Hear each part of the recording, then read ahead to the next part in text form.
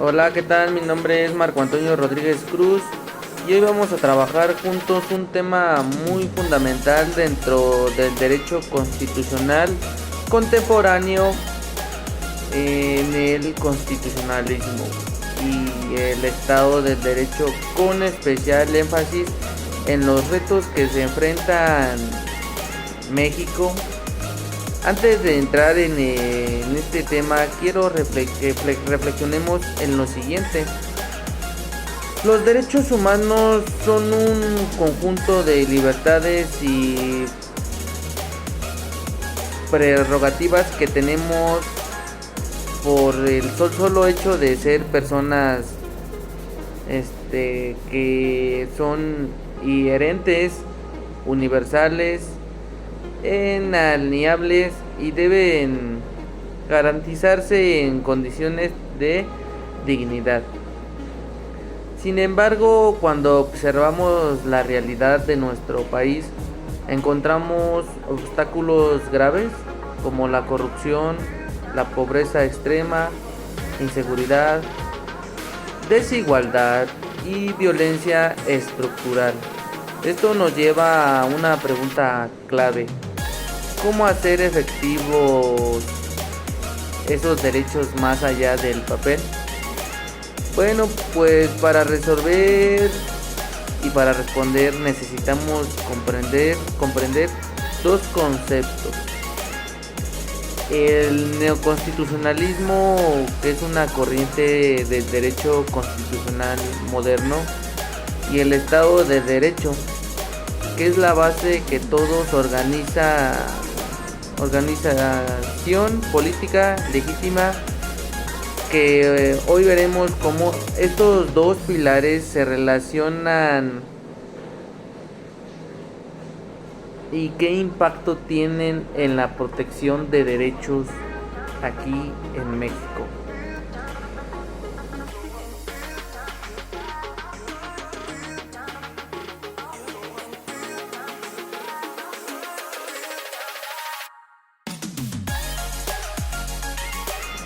El neoconstitucionalismo como corriente del derecho constitucional.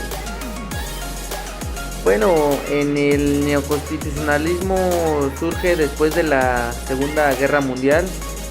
La experiencia de los regímenes autoritarios y violaciones masivas a los derechos humanos, obligando a replantear el papel de la Constitución. Tradicionalmente las constituciones eran vistas como documentos políticos que organizaba el Estado, pero esto no siempre era aplicable directamente en los tribunales. Eso cambió en el neoconstitucionalismo, que afirma que la Constitución es una norma jurídica suprema y directamente aplicable y con fuerza obligatoria para jueces y legisladores y gobernantes. Principales características son: aquí tenemos la primera, que es la Constitución como norma jurídica vinculante. Ya no es solo una carta de principios, sino es la base para resolver casos concretos. Principio 2. Principios con valor normativo: dignidad humana, igualdad y justicia y libertad. No solo son simples aspiraciones, son criterios jurídicos y obligatorios. 3. El papel activo de los jueces. Los tribunales se convierten en guardianes de la Constitución, interpretándola y garantizando que se respete. 4. Control de constitucionalidad. Aquí todas las leyes y actos de gobierno deben estar subordinados a la Constitución. Y 5. Protección reforzada de derechos fundamentales, como son los derechos humanos, que se colocan al centro de las herramientas judiciales para exigirlos.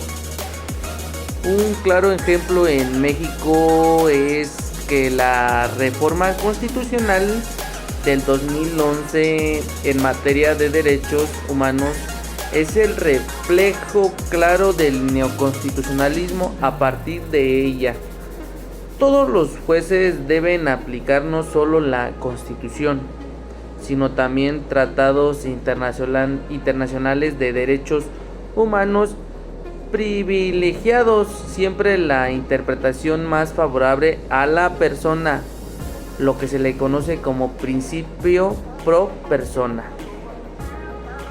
En este cambio obliga a pasar de un constitucionalismo formal centrado solo en la organización del Estado a un constitucionalismo material, en el que la dignidad y los derechos de las personas son un gran núcleo de todo un orden jurídico. En pocas palabras, el neoconstitucionalismo nos enseña que la Constitución no solo queda en el papel, debe ser vivida y aplicada en cada acto de autoridad. Y bueno, ¿en qué se entiende por Estado de Derecho? En el segundo concepto central es el Estado de Derecho, que este principio significa que todas las autoridades, instituciones e incluso los gobernados estamos sometidos al marco jurídico y vigente, que nadie puede estar por encima de la Constitución. Elementos esenciales del Estado del Derecho. Aquí tenemos uno que es la supremacía constitucional. La Constitución es la norma suprema que organiza y limita el poder. A la 2, división de poderes: ejecutivo, legislativo, judicial, deben de estar equilibrados e independientes, que esto lo explica bien. 3, la legalidad y seguridad jurídica.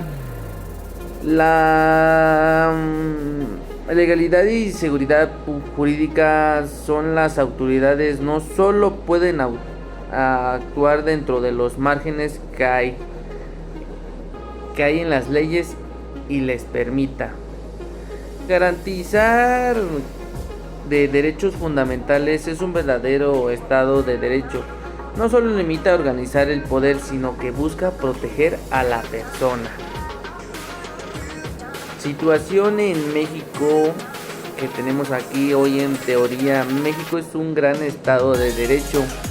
Tenemos una constitución muy avanzada y un gran marco legal robusto, pero en la práctica hay debilidades como corrupción e impunidad, actos ilegales que quedan sin castigo, influencias del crimen organizado que incluso capturan instituciones locales, la desigualdad y pobreza que limitan el acceso a la justicia, a la falta de la confianza y en las instituciones, que gran parte de la población percibe que las leyes se apliquen de forma desigual. Esto claro que nos muestra que tener leyes escritas no nos bastan.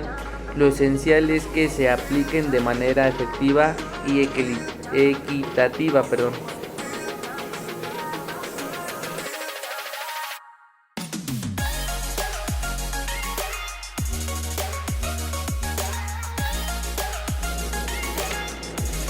El impacto del neoconstitucionalismo del Estado de Derecho en la protección de los derechos humanos y garantías constitucionales. Ahora unimos los dos conceptos. El neoconstitucionalismo y el Estado de Derecho coinciden en una misma finalidad de asegurar que los derechos humanos no sean la letra muerta, sino realidad tangibles para las personas, aportando un neoconstitucionalismo a los derechos humanos. Reconoce que los principios constitucionales tienen una fuerza jurídica, permiten a los jueces interpretar las leyes del Estado de perspectiva de derechos fundamentales. Introduce la regla pros persona, que aplicar siempre la norma más favorable a la persona. Fortalece el control judicial sobre los actos del Estado, aportes del Estado de Derecho a los humanos. Garantiza que las autoridades no actúen arbitrariamente. Exige mecanismos del control y equilibrio entre poderes. Impone la obligación que incumple con tratados internacionales ratificados por México y brinda una gran seguridad jurídica a la ciudadanía. Estos retos en México, a pesar de estas herramientas, persisten problemas muy graves como es la violencia de género y femicidios, las desapariciones forzadas y falta de justicia para las víctimas, exclusión de historia de pueblos indígenas o unos obstáculos para migrantes para personas en movilidad. Ejemplos positivos es como si la Suprema Corte ha emitido sentencias claves sobre matrimonio igualitario, derechos productivos y protección de comunidades indígenas, lo que se refleja como el neoconstitucionalismo y en el Estado de Derecho pueden avanzar hacia un país más justo. El mensaje es muy claro cuando se aplica correctamente, que el neoconstitucionalismo es un marco del Estado del Derecho, que los derechos humanos dejan de ser promesas abstractas y se convierten en grandes garantías reales.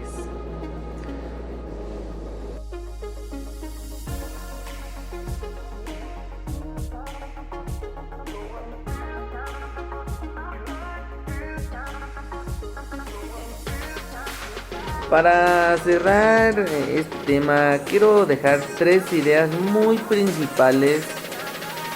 Que en primera, que es el neoconstitucionalismo, transforma la manera de entender la Constitución.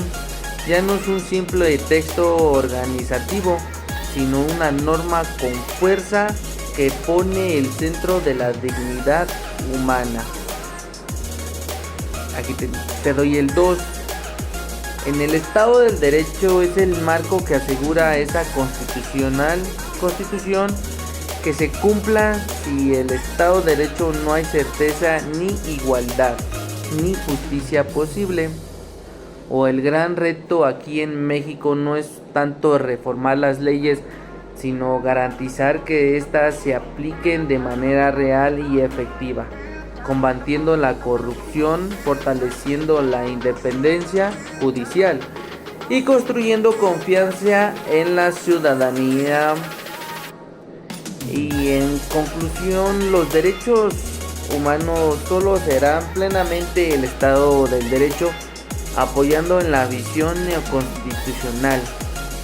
Es la tarea pendiente para que la Constitución sea no solo la norma suprema, sino un verdadero instrumento de la justicia social.